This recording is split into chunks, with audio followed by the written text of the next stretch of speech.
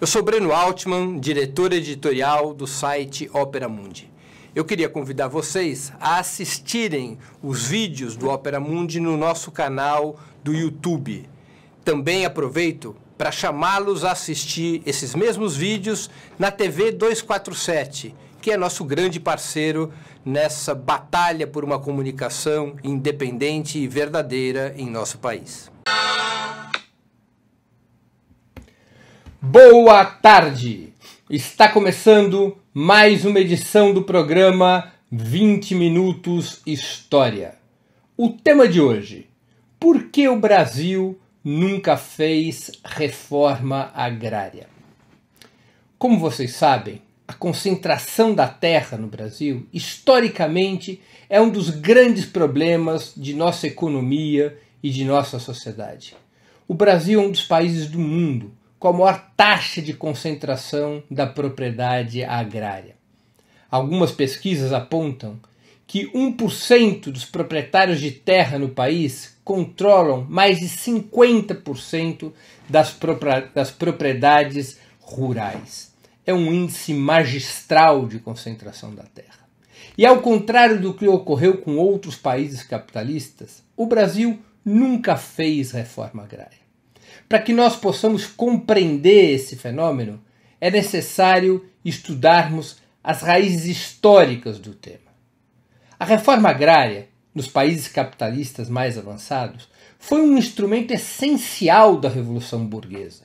Se nós analisarmos a história da Inglaterra, da França, mais à frente a história dos Estados Unidos, nós poderemos verificar que nessas nações e em outras tantas mais, a distribuição das terras, a dissolução dos feudos e a distribuição de terras entre os camponeses foi um elemento fundamental para que o capitalismo pudesse criar uma agricultura mais produtiva, mercado interno de massas e gerar uma força propulsora para o desenvolvimento econômico. Na história da Revolução Francesa, por exemplo, nós temos uma poderosa luta camponesa. Na essência, a Revolução Francesa ela é uma revolução camponesa. A base social da Revolução Burguesa é camponesa.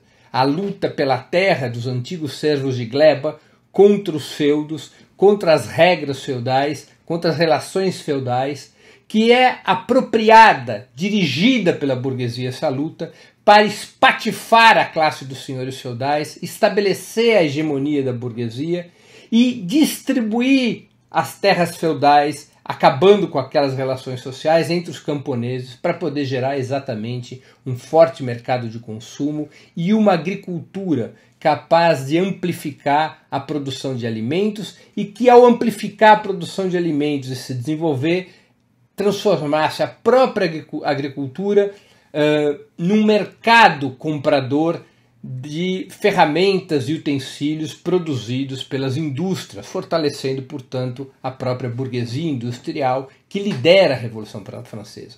O fenômeno não foi muito diferente na Inglaterra ou mesmo nos Estados Unidos durante seu processo de independência e, mais do que tudo, durante o período de Lincoln, durante o período que levaria à Guerra Civil da burguesia nortista contra os latifundiários escravocratas do Sul.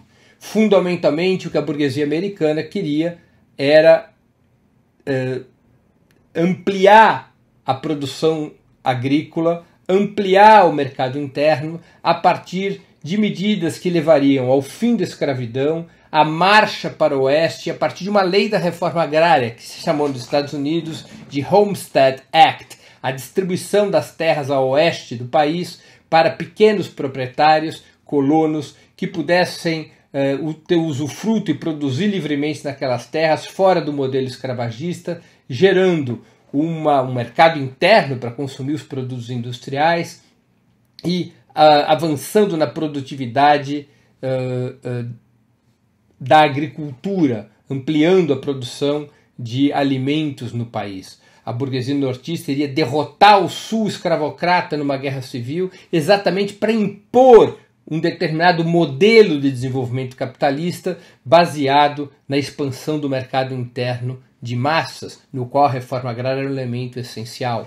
O sul escravagista era contrário a esse modelo. Ele era baseado fundamentalmente em grandes propriedades de terra monoculturais, fundamentalmente o algodão, voltado para exportação para as grandes indústrias da Inglaterra ao longo do século XIX, as indústrias inglesas, especialmente da área têxtil, que eram abastecidas por esse algodão produzido pelo sul escravagista. Grandes propriedades, mão de obra escrava, economia para exportação, era o modelo dos agrários escravagistas no sul dos Estados Unidos, que foram esmagados pela burguesia nortista na Guerra Civil, permitindo aos Estados Unidos desenvolver um outro modelo de desenvolvimento capitalista baseado no mercado interno de massas, na ampliação dos proprietários agrários, especialmente no oeste do país. Mais de 600 mil agricultores são beneficiados pelo Homestead Act, pela reforma agrária realizada pela burguesia norte-americana. Essa não é, no entanto, a história do Brasil. A Revolução Burguesa no Brasil é um lento processo marcado por uma transição por cima, no qual o próprio modelo escravagista, agroexportador, vai se transformando em capitalismo sem criar mercado interno de massas. Como é que é a história da propriedade no Brasil? Começa lá nas Sesmarias. O Estado português, para colonizar o país, confere a propriedade de grandes extensões territoriais para determinados beneficiários que podiam explorar livremente essas terras. A exploração, a ocupação dessas terras era fundamental para que Portugal garantisse o domínio colonial sobre o Brasil. E esses beneficiários, pela transferência das propriedades da terra, rapidamente vão buscar fontes de mão de obra baseada no trabalho escravo e vão se dedicar a ciclos econômicos agroexportadores. Especialmente esse ciclo se consolidaria com a cana-de-açúcar e também com o café, uma economia quase de monocultura, uma economia agroexportadora que depois de desenvolver os ciclos agrícolas como a cana e o café também se concentraria em proteína animal, mas baseado em grandes propriedades de terra e a utilização de mão de obra escrava. Esse modelo iria se consolidar com a utilização de mão de obra negra, do escravismo negro. Essas enormes propriedades de terra buscavam sua produtividade exatamente na máxima exploração possível da mão de obra. Por isso o modelo escravagista se amplia tanto no Brasil. E uma economia voltada para fora, ou seja, uma economia cuja lógica não era criar um mercado interno, tal como o sul escravagista dos Estados Unidos, e ainda mais que o sul escravagista dos Estados Unidos, esse modelo agrocolonial baseado no escravismo, ele se direcionava para a exportação desses produtos agrícolas para o exterior, permitindo o enriquecimento da classe dos latifundiários, dos ruralistas e escravocratas, e também a arrecadação de impostos que permitissem tanto a sustentação do poder local, oligárquico, controlado por esses latifundiários, quanto o poder central, primeiro colonial, depois imperial e em seguida republicano ao longo da história do Brasil. Essa classe dos latifundiários acumularia grandes lucros a partir desse modelo. E ela própria iria paulatinamente se convertendo na classe dos capitalistas industriais. Os capitalistas industriais no Brasil não são uma classe rival aos latifundiários. Não, eles são decorrentes da acumulação de capital na agricultura, deste modelo escravagista, desse modelo agroexportador, desse modelo de enorme concentração de terra, cujos lucros alimentaram bancos nas cidades e esses bancos aportaram recursos para o desenvolvimento das indústrias brasileiras em aliança com o capital internacional. Vejam só, ao contrário do que ocorreu nos países capitalistas centrais, a transição da economia agrocolonial do Brasil para uma economia capitalista, ela não ocorre por uma ruptura entre a burguesia industrial apoiada por uma revolução camponesa contra a classe dos latifundiários. Não, essa transição para o capitalismo ocorre pela conversão dos próprios latifundiários na classe dos capitalistas industriais a partir do lucro propiciado pela renda da terra, pela agroexportação e pela utilização da mão de obra escrava. Essa é uma lógica de transição por cima, que não altera as relações de classe no Brasil e que faz com que o monopólio da terra, ao contrário de ser um obstáculo para o desenvolvimento do capitalismo brasileiro, ele se transforma na própria base desse desenvolvimento capitalista. Isso iria continuar mesmo depois que a escravidão deixou de existir formalmente. É verdade que os latifundiários trocaram a mão de obra escrava pela mão de obra de imigrantes, pela mão de obra dos colonos vindos da imigração e por relações sociais que já não eram mais escravocratas, relações como os meeiros e depois os boias frias e tantas outras relações sociais não propriamente capitalistas, relações que tinham até semelhanças com o período feudal, o que confundiu muitos intelectuais que viram nessas relações em alguns momentos como prova de que no Brasil teria existido feudalismo. Essas relações não capitalistas e a utilização do trabalho dos imigrantes e a utilização de trabalho assalariado substituiria a mão de obra escrava, mas não substituiria um modelo, esse modelo agroexportador, baseado na exploração ultraintensiva da mão de obra, com o objetivo de reduzir custos e aumentar o lucro, aumentar a renda da terra a partir da exportação de produtos agrícolas de grande aceitação mundial. Repito, a cana e o café são os maiores exemplos, mas nós também poderíamos nos referir ao cacau. No norte do país nós também poderíamos falar da borracha, em seguida também poderíamos falar da pecuária. Então, este modelo nunca foi alterado, nunca foi do interesse dos latifundiários e da própria burguesia que nasce do seio dos latifundiários alterar esse modelo, porque o capitalismo brasileiro e sua classe dominante nunca imaginaram o desenvolvimento do capitalismo brasileiro pela via do mercado interno. Ao contrário, viam a possibilidades cada vez maiores de desenvolver o capitalismo brasileiro, preservando esse modelo de grande concentração da propriedade agrícola, como a mola propulsora da acumulação de grandes lucros. Isso atravessaria o século XIX, o século XX, mesmo depois do fim do escravismo, como eu já me referi. Por isso nunca foi de interesse das classes dominantes fazer a reforma agrária. Ao contrário, a modernização da agricultura brasileira, muito acelerada no pós-guerra, e especialmente nos últimos 30 anos, a agricultura brasileira passou a ser uma das mais produtivas do planeta, ela ocorre sem alterar no fundamental o modelo de propriedade, adotando introduzindo novas tecnologias, introduzindo inovação, agregando valor industrial com a mecanização da agricultura, com a substituição de mão de obra por modernos equipamentos, essa é a feição da agricultura já no final do século XX, início do século XXI, que torna a agricultura brasileira, especialmente o agronegócio, muito pujante, mas sem alterar o modelo de propriedade e desenvolvimento. Grandes propriedades baseadas em poucas culturas de exportação,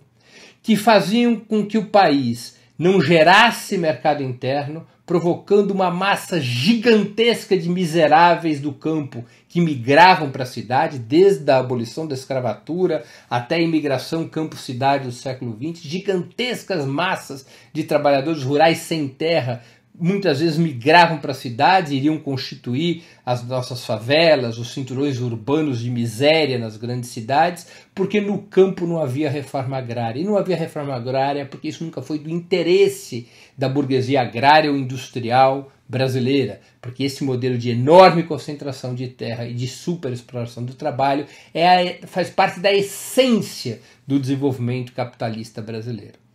Toda vez que houve luta contra esse modelo partiu dos setores populares, da luta camponesa, das velhas ligas camponesas de Francisco Julião, do movimento dos trabalhadores rurais, que teve como uma das suas grandes lideranças Gregório Bezerra, e já no final do século XX, do movimento dos trabalhadores sem terra, o MST, e outras organizações agrárias de camponeses que lutavam e lutam contra este modelo concentrador de terra. Nunca foi do interesse da burguesia agrária e industrial a mudança desse modelo de propriedade e desenvolvimento agrário. A reforma agrária nunca passou pelo seu horizonte, ao contrário. Tudo fizeram e fazem para preservar o monopólio da terra, para garantir recursos públicos para os monopólios da terra através de créditos subsidiados. Garantir cada vez mais extensões de terra controladas por esses monopólios. Derrubar códigos ambientais que eventualmente pudessem limitar a exploração da terra. Enfim, sempre interessou a burguesia agrária e industrial do país preservar o velho modelo de propriedade e desenvolvimento agrário baseado nesses grandes monopólios. É esse um instrumento fundamental para o desenvolvimento do capitalismo brasileiro, mesmo quando emerge o agronegócio, mesmo quando emerge a modernização da agricultura. Repito, o modelo não é alterado. Esse modelo, ele é a coluna vertebral, faz parte da coluna vertebral do capitalismo brasileiro. Por isso as classes dominantes não apenas não realizaram a reforma agrária, como sempre foram inimigas de qualquer plano de reforma agrária. Sempre derrubaram governos que propunham reforma agrária.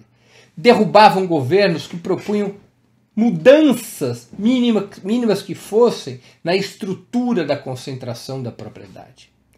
O custo desse modelo não é apenas social, a exclusão social, as migrações de grandes massas de trabalhadores despossuídos para as cidades, que também era útil para a burguesia industrial, porque criava uma vasta mão de obra para as indústrias a preço baixo, mas também é a degradação ambiental e o fato do Brasil, país com gigantesca área agriculturável, não ter soberania alimentar, não ter autossuficiência alimentar, porque essa agricultura de caráter agroexportador, ela vai concentrando terras e vai reduzindo a capacidade de produção de alimentos, porque as pequenas e médias propriedades são engolidas por essas grandes propriedades baseadas na soja hoje, ou na produção, ou na pecuária, na produção de proteína animal. O modelo se preserva na sua essência como relação de produção basicamente intacto. E o Brasil, portanto, nunca fez reforma agrária porque nunca foi da essência do desenvolvimento do capitalismo brasileiro a necessidade ou o objetivo de criar um mercado interno de massas. O Brasil sempre funcionou a partir de uma lógica externalizada para a produção agrária, uma lógica exportadora da sua agricultura, e internamente a partir de uma lógica de um pequeno mercado de elite que envolvesse uma minoria do país e reduzindo sempre ao máximo os chamados custos de produção e, em especial, os salários pagos a quem produz na terra.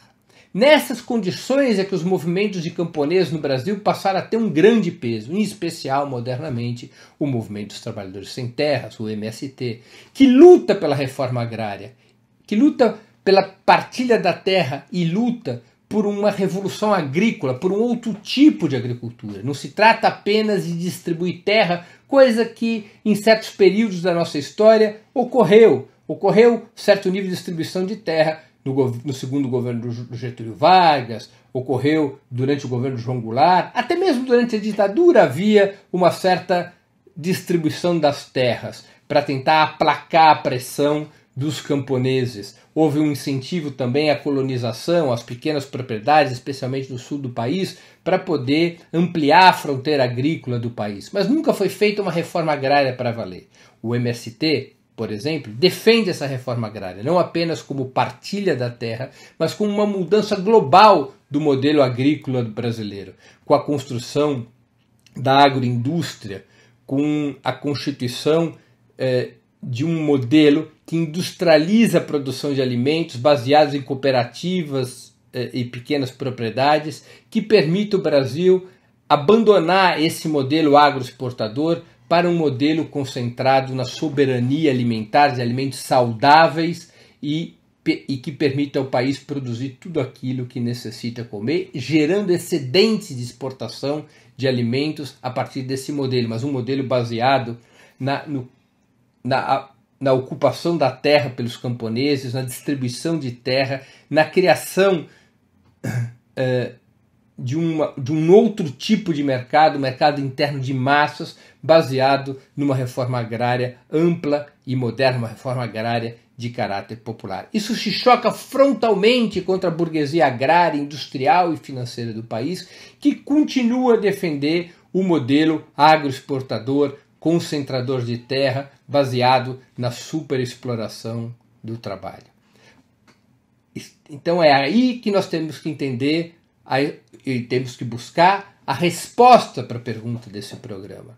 O Brasil nunca fez reforma agrária, porque a reforma agrária se choca frontalmente contra os interesses da burguesia brasileira e se choca frontalmente contra o modelo de desenvolvimento do capitalismo no Brasil. Não é possível haver reforma agrária no Brasil sem que seja derrotada a burguesia agrária, industrial e financeira do país, sem que sua hegemonia no Estado e na sociedade seja substituída pela hegemonia da classe trabalhadora. A reforma agrária no Brasil se inscreve no programa de uma outra sociedade para o país, uma sociedade que tem como rumo uma economia que não seja mais uma economia capitalista. A realização da reforma agrária desorganiza o capitalismo brasileiro, porque ele é assentado sobre o monopólio da terra e a superexploração do trabalho na agricultura, voltado para a geração de renda a partir da exportação de produtos agrícolas, a chamada agroindústria. É verdade que durante o governo Lula e Dilma houve tentativas de alterar em alguns aspectos essa situação com um avanço muito modesto, mas um certo avanço na distribuição de terra, com avanço esse sim mais expressivo em programas como o da agricultura familiar e outros que permitiram aos camponeses reforçar suas cooperativas, reforçar suas agroindústrias, criando não apenas situações de distribuição de terra, mas políticas que permitissem a sustentabilidade dessas terras distribuídas com créditos, assistência técnica. Nisso houve muitos avanços durante o governo Lula e Dilma. Mas esses avanços que não alteraram a estrutura da propriedade rural brasileira, mesmo esses avanços foram respondidos pela burguesia agrária com uma feroz oposição.